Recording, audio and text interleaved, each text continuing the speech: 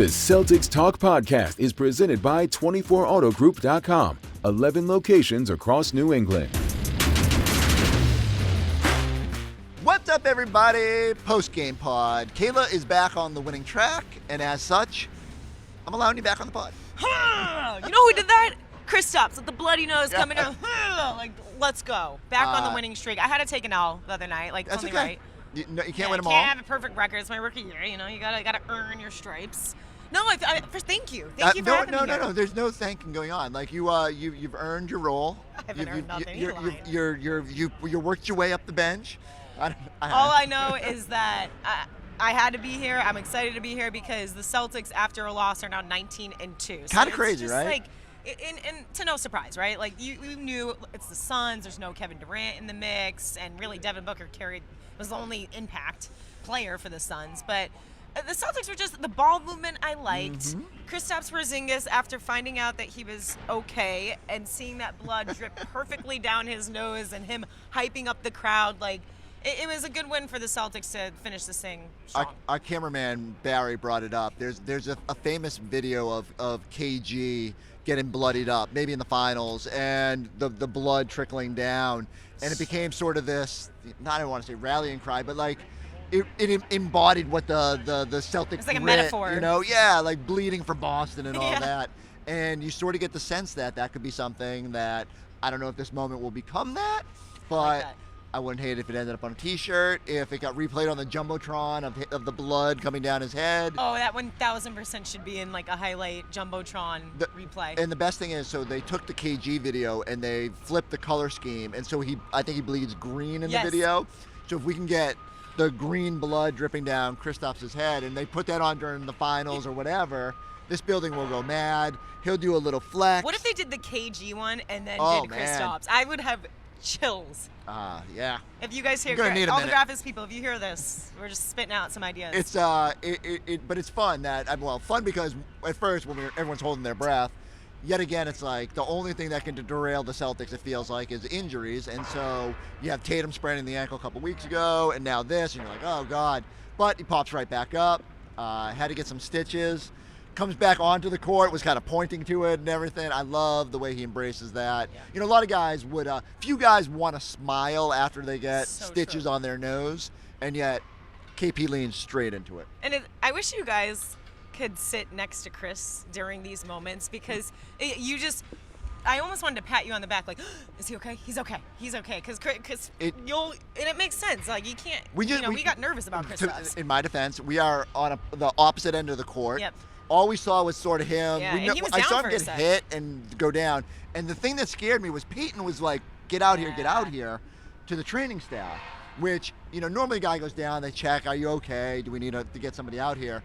But Peyton having a little bit of urgency, I was like, oh man, it turned out it was just probably because he was bloody. And and then the perfect thing is he walked right towards us and just almost like looked at you, Chris, and was like, Chris, I got you. I'm good. He was flexing for everybody. Anybody who wanted a little part of it, and then came back out here. And if the game was close, he probably would have gone back in. But no, he'll get a couple days to rest up those stitches, and then he'll get to play his old team against the Washington Wizards. So I do love that moment. Let's talk about the other big storyline tonight. Jaylen Brown, dealing with his own bumps and bruises, the knee. Very open and honest the other night. We talked about it on the podcast about, how you're feeling to hear JB say he's dealing with pain. Not sure it's going to get a whole lot better. He goes out tonight. 31 points, was it? 31. And his 9th 30-point game so far this season. And he's not even, dude is hurting a little bit. Yeah. He's not at full strength. Did that performance make you feel any better about Jaylen moving forward? Yeah, it did. I mean, it made me feel like, okay, if he's playing, I think he had 27, 28 minutes he played here tonight, where, by the way, if he's trying to make that All-NBA, I believe he only has to play 20 throughout the 5 of the last 6, now 4. He only has to play about 20 minutes and maybe some 15-minute games if he's trying to accomplish that. Sure. So for him to play some extra minutes made me feel better about his situation. And then how he's been playing. He did look a little not his full self. You can tell his energy's a bit lower because, he's kind of limping his way through, but if this is him limping through and having a 30-plus or 31-point game here tonight, That's a good sign. And he had the probably the highlight moment of the night where late clock, scramble for the ball near midcourt, just pulls up 1 foot. Float like a butterfly, sting like a bee. Drops it in off the backboard, and you just knew it was going to be the Celtics night from there. Like for me, it comes down to he certainly has. There have been moments where I go, ooh, doesn't look like himself. But I thought tonight, for the totality, that's probably beyond my expectations. And just as you said, if that's 80% JB, and he's giving you 31, I know it's the Suns on the other side, but I feel pretty good about where they're at and the potential that if he's feeling even a little bit better by the time the playoffs roll around, that he could be super impactful. And that's where I just come back to is, if he's not feeling 100%, do we want him out there? It feels like he has suggested he needs these games to get back to whatever he can be, that he understands there's just going to be pain, that it sounds like no amount of rest is going to necessarily make him feel any better going into the postseason. So why not be out there, learn to manage it? All of a sudden we get to round 1, he's able to flip that switch and go. And so I just got to trust that him and the training staff know what they're doing. He also knows his body. He's too good of a professional and knows that everyone here in the stands in Celtics Nation will need him healthy come postseason. So he's not oblivious to the fact that, like, okay, hey, I got to make sure I save my body enough for the postseason. And for him to play the minutes that he's playing and still doing what he's doing, I think that reassures me and should reassure everyone. Like, he knows what he's doing. The training staff knows what they're doing. And think about what they've proven so far this season, how they've incorporated Kristaps Porzingis back in the mix after rehab, and just Jayson Tatum, although he never wants to rest, but still, like, knock on wood that they're, a healthy, strong team. And even Jayson Tatum kind of going a little bit more quiet in these past couple of games, but I'm okay with that because save it for the post. 100%. And it feels like everyone knows when it's their turn to sort of give the game what it needs. Derek White's assist are way up the last little stretch here. I like the way that they've played. You get the bench going. We do have to talk about the one low light from tonight, and that was Luke Kornet had a chance for like a historic poster dunk. Literally, I think the bench would have imploded, and he missed it. I know, so, but it's okay. He's giving it. It's like a tease for what we're going to see in the playoffs. He's saving it. It could be very much saving it. So we got Luke on our air. Afterward, you might hear that a little later in the program. And he had kind of admitted, like, it would have been a moment to sort of switch. It would have been. I know. I'm telling you, the bench was desperate for him to finish that dunk. He had another sequence right after it. He had like 3 of them. I know. Un-Luke-like. And then he was mad because he got hit on one of them, and he felt like he got fouled, and it took forever to get the whistle. And so Luke is out there grinding. Luke is playing some seriously good basketball right now. And I'm telling you, it would have been like the lead on SportsCenter if he had thrown down that dunk. It was right here, too. It was right behind us, right in front of the bench. And he was like all of us were like, like, you just wanted to smash it and see Luke do his thing. So Torrey Craig more than anybody. Torrey Craig, can we talk about that for a second? Who enjoys nothing more than watching his teammates thrive. I keep wondering, is it just he's in Chicago, team's kind of middling, going through the season, going to be the 10th seed in the East, gets traded to Boston, and all of a sudden gets cut and then signs with Boston, and there's just this, I don't know, it feels like he's embracing every second of what he's experiencing. And my goal is to, at some point, sit down with him because I just want to know what's going through his mind.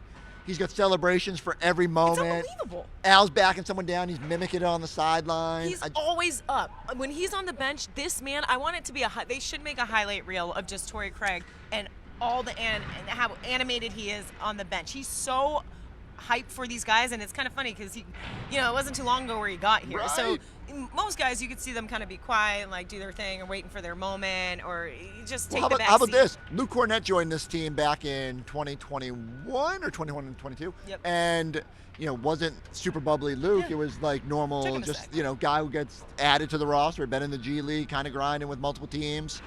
And like even he didn't know exactly how to carve out his role yet. It took him a while. Maybe one of the videos that you'll see later this season, teammates were like, "Oh, he wasn't always bubbly, Luke. It took him a little bit."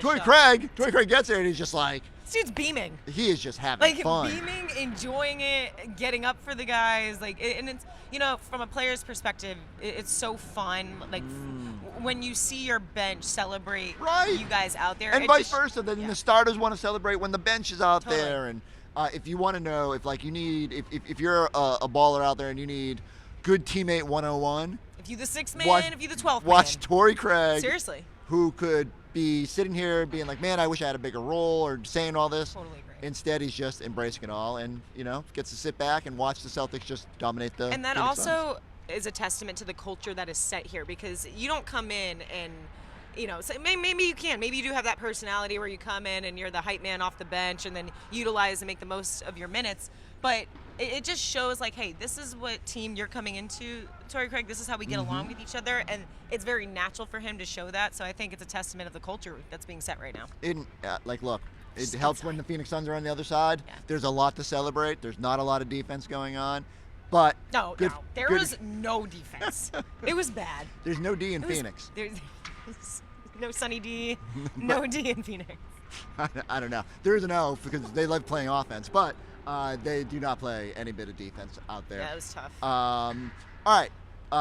We are going to let you watch more of our post-game show, and then we'll be back to talk about playing the Wizards on Sunday. Are you ready to enter the realm of affordable luxury? Drew Carter here at 24 Infinity of Plymouth, your go-to destination for affordable luxury. Right now, lease a new Infinity QX60 Luxe for just $569 a month. Or lease a new QX80 Sensory for $1099 a month. Ready to trade and upgrade? You'll get top dollar for your trade. Visit 24 Infinity of Plymouth at 151 Samoset Street and online at 24infinityofplymouth.com. Jaylen, 31 points on just 16 shots. You were clearly in some pain, but I imagine the adrenaline really kicks in when you know the bank is open. Did that buzzer beater in the first quarter get you going? I kind of felt good before the game. And just trying to navigate, playing the game a little bit different than I normally do, a little slower, but trying to figure out ways to still be effective. Yeah, I mean, you also had some nifty assists out there. Offensively, how did you guys get better tonight? Just getting to our spacing, making the right plays. Starts on defense, keeping them around 100 points, but then just having some fun and making some shots. That pace you're talking about, do you think that's something that you're going to have to do for the rest of the season? I think it's so, yeah. But we'll see. I still got some stuff lined up. But we'll see. But just, being able to keep my feet up under me and make the right plays is key. The other half of Cookies and Cream, Kristaps Porzingis got his pro wrestling moment. Luke Kornet was trying to end people there in the fourth quarter. How big were the bigs today? I told KP, the stitches, they can't make you any uglier than what you already.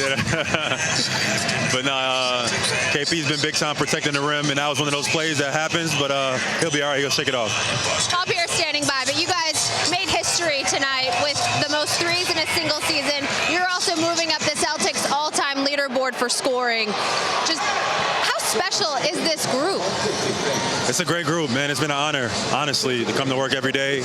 I'm willing to make whatever sacrifices for this team, no matter whatever the circumstance. I think we got a great chance to get over the hump again. So I'm excited to get ready for the playoffs. Jaylen, thank you. Congrats. Thank you, Abby. Appreciate it.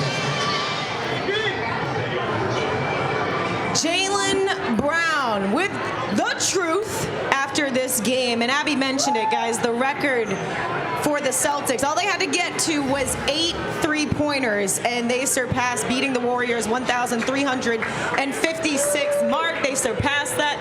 The Celtics, Chris, just continue. I feel like each night, it's like, okay, Derek White, you got a record. Here's a new record. It's a new record each night. And look, there's 5 more regular season games left. How you feeling? And Peyton Pritchard always seems to be involved a little bit. He hits the one that gets him over the edge tonight. I just love that. Every night, like you said, it feels like there's a little slice of history, which when you think about what this team has done, Eddie, how are they setting all these records? How are they muscling their way in? They've been that good with the way that they played and the way that they're approaching it when buying into Joe Mazzulla's style of basketball. It's fun to watch. That's what it is. It's a style of basketball, and you have to have the players to be able to do that. It's not like we just have 1 or 2 guys that are able to go out there and knock down threes. You got to think Al Horford has chipped into that. Obviously, Peyton Pritchard, Jayson Tatum, Jaylen Brown has chipped into that. Derek White obviously has chipped into that. But then Kristaps Porzingis has added a little bit to that. Baylor Shireman has added to that. He's going through the whole roster. Exactly what I'm saying. So you have to have the type of team that's built for this type of play. And we can win in different ways. It doesn't have to be just threes. At times, I'm watching in the second half, and I'm looking at Kristaps Porzingis. We make them pay. They make that switch.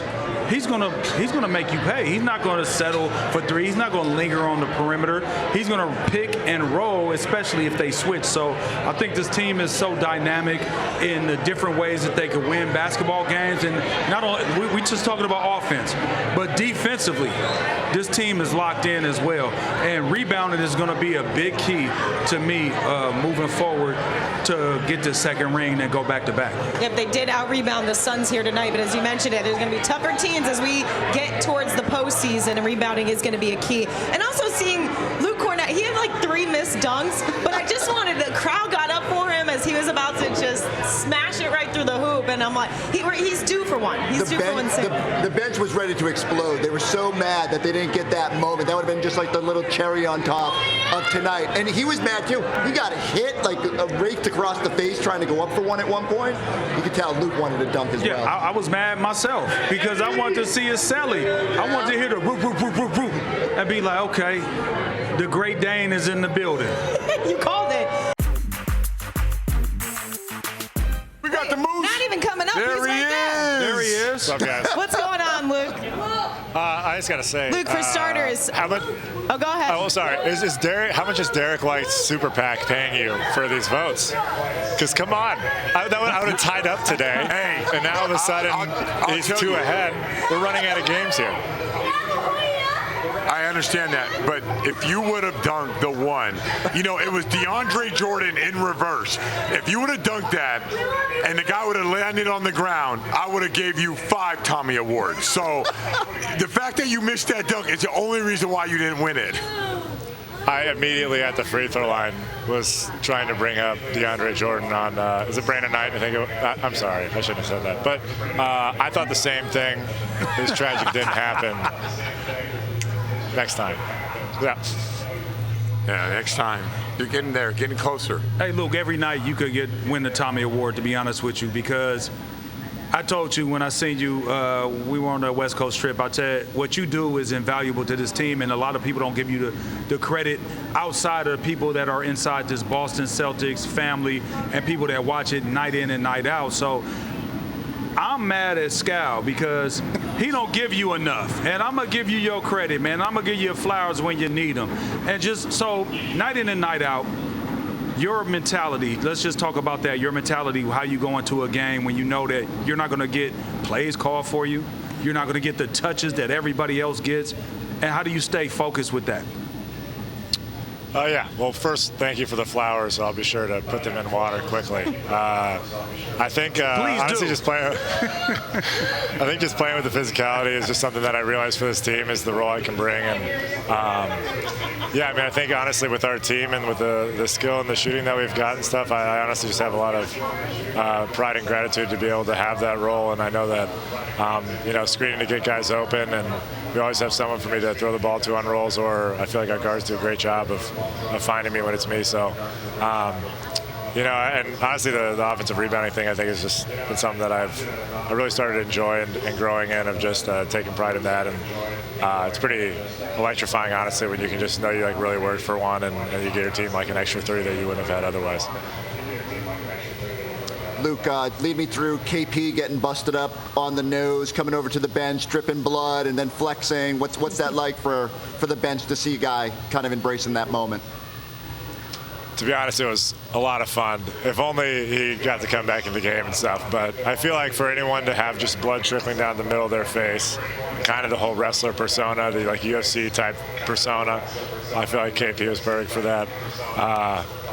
I'm glad. I feel like he recognized it in the moment too. That it's once he made sure he was okay, it was sometimes it's nice when you get really cut up or something, and you feel like you kind of went to war. I don't know if you guys relate to that feeling, but it's kind of like you went to battle.